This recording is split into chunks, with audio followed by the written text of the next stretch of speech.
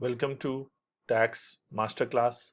I am advocate Anthony Williams और आप देख रहे हैं tax master class. Tax audit notice 177 के तहत पार्ट 1 आप देख चुके हैं, जहां ऑडिट का प्रोसेस हम आपको बता रहे थे और आपने कहा कि आपको बताया कि बिल्कुल एक क्लियर प्रोसेस है। इसी तरह पार्ट 2 में आज हम बात करेंगे कि कौन से रिकॉर्ड्स आपने प्रोवाइड करने हैं, खासतौर पे अगर आप सैलरीड पर्सन हैं, इनकम फ्रॉम प्रॉपर्टी आपकी आती है, आप कैपिटल गेन है यानी अपने प्रॉपर्टी वगैरह बेच के आपकी वही मेन सोर्स ऑफ इनकम है, या आपको प्रॉफिट मिलता है नेशनल सेविंग वगैरह का। तो बिजनेस इनकम के अलावा बाकी अगर आपकी कोई सोर्स ऑफ इनकम है और आपकी टैक्स रिटर्न में वो डिक्लेयर्ड है, तो रिकॉर्ड्स आपको कौन से देने, खासतौर पे जब 177 का नोटिस आता है ऑडिट का, और पार्ट 1 में हमने उसका रीजन और प्रोसेस बताया था, तो उसमें बहुत लंबी लिस्ट होती है जो सब आप पर एप्लीकेबल नहीं होती है। और आज हम आपको बताएंगे कि आपने कौन सा रिकॉर्ड दिखाना है डिपेंडिंग कि आपकी कौन कौन सी सोर्स ऑफ इनकम है जो आपने प्रॉपरली डिक्लेयर किया।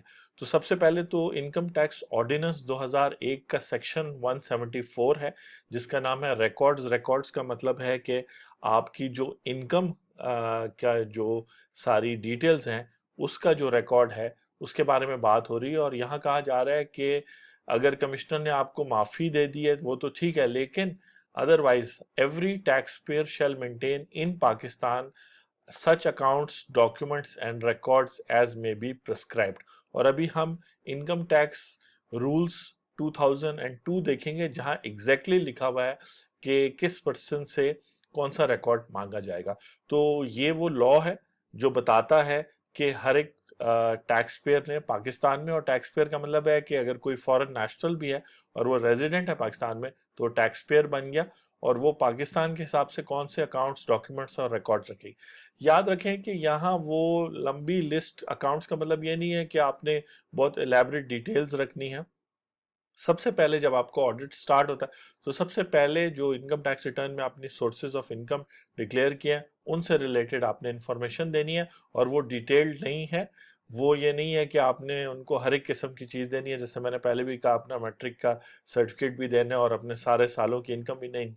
अगर आपका टैक्स ईयर 2018 का ऑडिट हो रहा है या 2019 का होगा और आपको रिकॉर्ड देना होगा, तो ये वो कानून है। और यहाँ पे वो कह रहा है कि कमिश्नर को अगर प्रॉपर रिकॉर्ड नहीं दिखाएंगे, टैक्स पेयर अनएबल है विदाउट अ रीजनेबल कॉज के प्रोवाइड कोई भी रिसीट या कोई रिकॉर्ड या एविडेंस, तो फिर कमिश्नर उस एक्सपेंस को डिसअलाउ कर सकता है या उस इनकम को बढ़ा सकता है।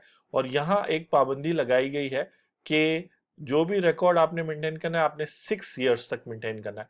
तो बेसिकली 6 इयर्स का मतलब ये हुआ कि आज के दिन आपके पास टैक्स ईयर 2015 से लेके टैक्स ईयर 2021 तक के इनकम रिलेटेड डॉक्यूमेंट सारे होने चाहिए।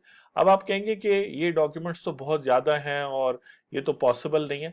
तो यहां पर हम आ गए हैं, ये रूल नंबर 28 स्टार्ट हो रहा है और इस वक्त आप देख रहे हैं इनकम टैक्स रूल्स 2002।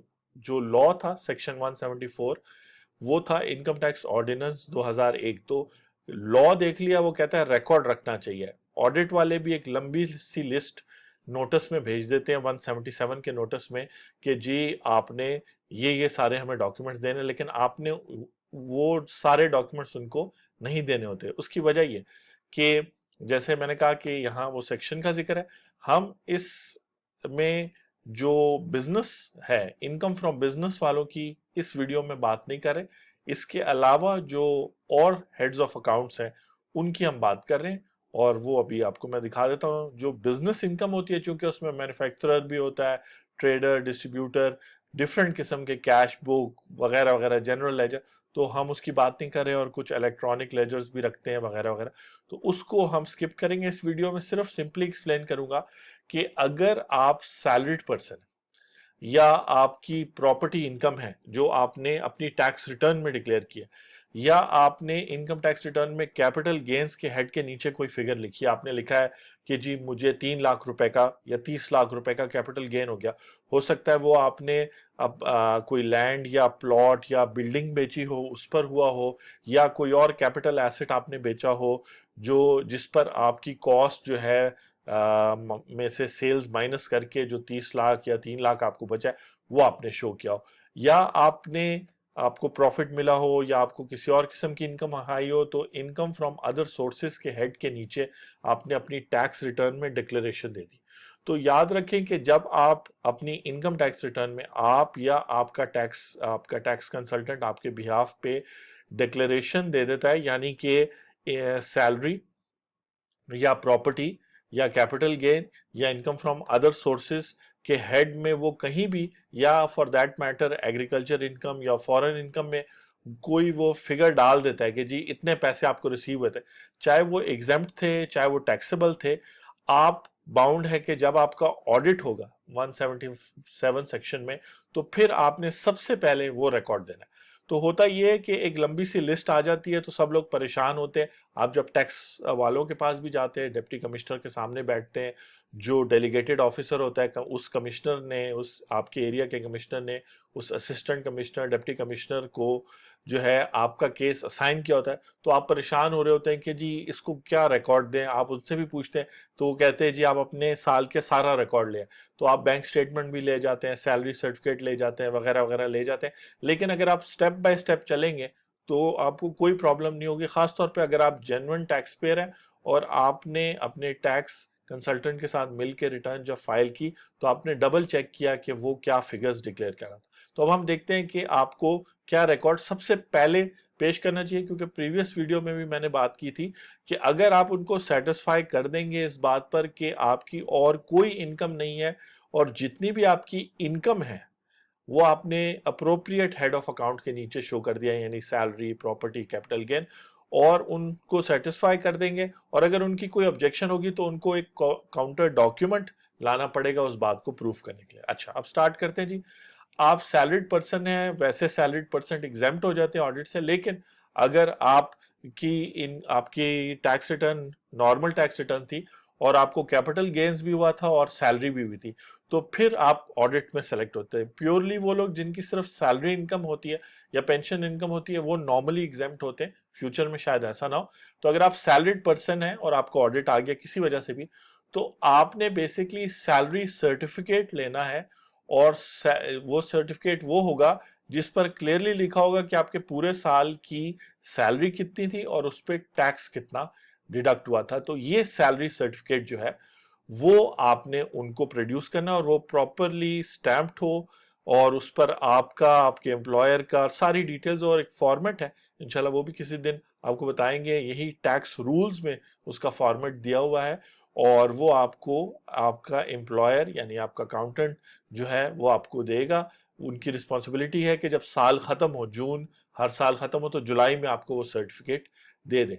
तो इतना सिंपल है कि अगर सैलरीड पर्सन के तौर पे आया तो आपने उनको सैलरी सेट। अब उन पर है टैक्स ऑफिसर्स पे कि प्रूफ करें कि नहीं इसके अलावा भी आपकी सैलरी थी। तो इसके अलावा अगर आपकी सैलरी थी तो उनके पास कोई अपॉइंटमेंट लेटर होना चाहिए किसी और जगह का भी, और इस तरह। अगर आपने खुद छुपाई है फिर तो शायद वो ढूंढने में कामयाब हो जाए, लेकिन अगर आपको पता है कि मेरी कोई सैलरी इनकम नहीं है तो वो ढूंढने में कामयाब नहीं होंगे। ठीक है।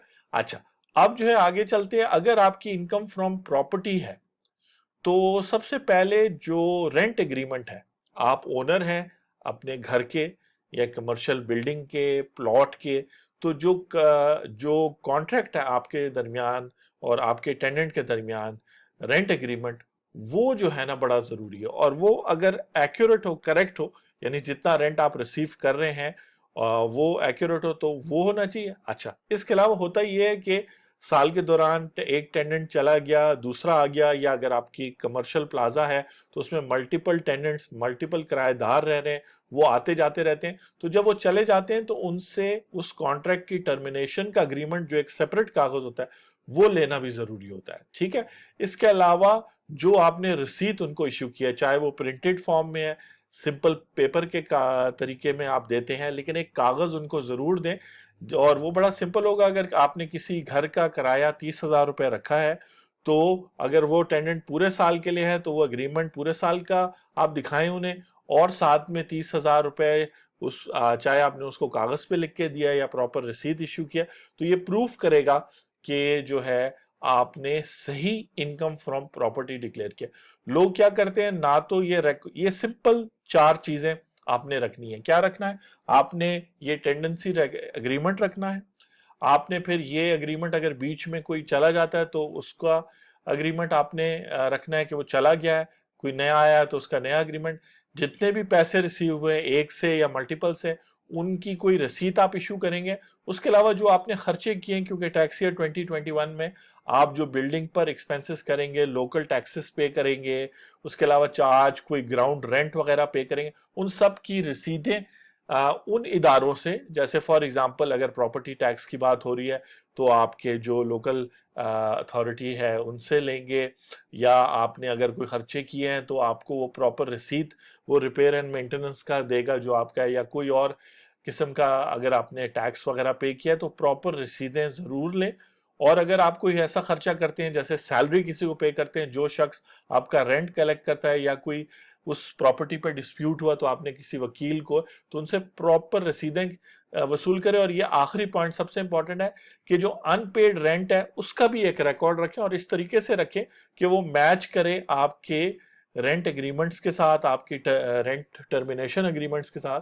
तो इतना सिंपल है, ये 4 चीजें अगर आप रखेंगे अपनी इनकम फ्रॉम प्रॉपर्टी में, तो इसके बेस पर जो आप कैलकुलेट करके वहां लिखेंगे और उसके ऊपर जो आप टैक्स देंगे, तो फिर टैक्स वालों को मुश्किल होगा इस बात पे डाउट करना कि आपने गलत वो जो है ना रिपोर्टिंग की है। हाँ, ये हो सकता है कि आप एक कमर्शियल प्लाजा का बताएं, औरों का ना बताएं, तो फिर वो उन पर है कि वो प्रूफ लाके देंगे। और आजकल बड़ा इजी है, क्योंकि बिजली के मीटर्स वगैरह और प्रॉपर्टी की डिटेल्स आपके सीएनआईसी से ट्रेस होती है, तो उनके पास एफबीआर मालूमात में ऑलरेडी आपकी ओनरशिप के डॉक्यूमेंट्स होंगे। तो ये गलती ना करना, फिर बात उनके पास चली जाएगी और वो अपनी मर्जी का रेंट कैलकुलेट करेंगे अगर आपने रेंट छुपाया होगा, और इस तरीके से प्रॉब्लम होगा। तो टैक्स मास्टर क्लास में आप देख रहे हैं कि बहुत सिंपल है अगर आपके पास डिटेल्स हो। अगर आप कोई प्रॉपर्टी रखते हैं तो उसको ओन करने के लिए जो डॉक्यूमेंट्स, और जो है अब जब आप उसको सेल करेंगे उसके डॉक्यूमेंट्स सफिशिएंट है प्रूफ करने के लिए कि आप जो कैपिटल गेन्स डिक्लेयर कर रहे हैं वो प्रॉपर है, और इसके अलावा आपने कुछ नहीं कमाया। एक तो उन पर कैपिटल गेन्स पर टैक्स भी डिडक्ट होता है, और उसके अलावा जो है आपके पास प्रॉपर सेल परचेज एग्रीमेंट होना चाहिए जिसमें एक्चुअल कॉस्ट आपको डिक्लेयर करनी चाहिए, एक्चुअल सेलिंग प्राइस डिक्लेयर करनी चाहिए। इस तरीके से थोड़ी भी गुंजाइश नहीं बनेगी कि वो आपके डिक्लेयर्ड इनकम को रिजेक्ट करके अपने से खुद से कैलकुलेट करें। तो आप देख रहे हैं कितना सिंपल है। अगर आप ये टैक्स रिकॉर्ड, सपोज करें आपने अपनी टैक्स रिटर्न फाइल की और आपकी और कोई सोर्स ऑफ इनकम नहीं थी, लेकिन साल के दौरान आपने अपनी एक प्रॉपर्टी हो बेची जिसको शायद आप 4 साल से ज्यादा होल्ड कर रहे थे, तो उस पर आपको टैक्स तो नहीं पे करना पड़ा, लेकिन जब ऑडिट के लिए वो आपको नोटिस आया 170, तो आप सिंपली 2-3 कागज ले गए। एक तो उसकी परचेज या परचेज कॉन्ट्रैक्ट ले गए, दूसरा अगर आपने उस पर मजीद कोई खर्चा किया, उस प्लॉट को डेवलप किया, उस पर घर बनाया, उसके उसके ऑब्वियसली कोई ना कोई आपके पास कॉन्ट्रैक्टर का प्रॉपर डॉक्यूमेंट होना चाहिए। और फिर जब आपने उसको सेल किया तो सेलिंग प्राइस और वगैरह जो टैक्स कटा, तो वो सब थोड़े से डॉक्यूमेंट्स ले जाके आप उनको प्रूव कर सकते हैं। अगर उनको है कि जी नहीं इसके अलावा भी आपकी इनकम है, तो उनको प्रूव करना होगा कि ये आपकी इनकम कहां से आई। इसी तरह अगर इनकम फ्रॉम अदर सोर्सेस के नीचे आपकी टोटल इनकम जो है डिविडेंड बेस्ड है, या आपको सैलरी इनकम भी आती है, तो ऊपर वाला सर्टिफिकेट जो इस तरह मैंने आपको दिखाया था आप लेके जाएं। और डिविडेंड वारंट्स मिलते हैं, आपने अगर किसी कंपनी के शेयर्स खरीदे हैं तो वो आपको ईमेल पे, व्हाट्सएप पे, बाय पोस्ट डिविडेंड और आपके बैंक अकाउंट में भी भेजते हैं। लेकिन आप नोट करेंगे अभी तक बैंक अकाउंट यहाँ कहीं जिक्र नहीं है, क्योंकि प्रीवियस वीडियो में भी हमने बात की थी, अगर आप उनको सेटिस्फाई ना कर सके कि आपकी इनकम सिर्फ इतनी ही है इन डॉक्यूमेंट्स के, तो फिर आगे जाके वो आपसे बैंक स्टेटमेंट वगैरह मांगते हैं, जिस पे मैं पार्ट 3 में बात करूंगा टैक्स ऑडिट नोटिस की। आप टैक्स मास्टर क्लास देख रहे हैं। इसी तरह अगर आपको कोई रॉयल्टी मिलती है, किताब लिखी है, आपको प्रॉफिट ऑन डेट यानी किसी नेशनल सेविंग या बैंक पर आपको प्रॉफिट मिल रहा है, तो सिंपली नेशनल सेविंग और बैंक वालों को कहें कि हमें एक सर्टिफिकेट पूरा साल का बना के दें, और उस पर डिटेल लिखी हो कि कितना प्रॉफिट दिया गया था, उस पर कितना टैक्स डिडक्ट किया गया था, वो किस बैंक अकाउंट के पास है, और उस पर कितनी ज़कात जो है ना माइनस की गई है। तो इस तरीके से, इसी तरह अगर आप और देख ले पेंशन का, तो पेंशन डॉक्यूमेंट हो, अगर प्राइस बॉन्ड निकला है तो प्राइस बॉन्ड हो। तो इस तरीके से सिंपल 2-4 डॉक्यूमेंट दिखा के आप अपना ऑडिट सर्टिफिकेट ले सकते हैं और ऑडिट क्लोज करवा सकते हैं।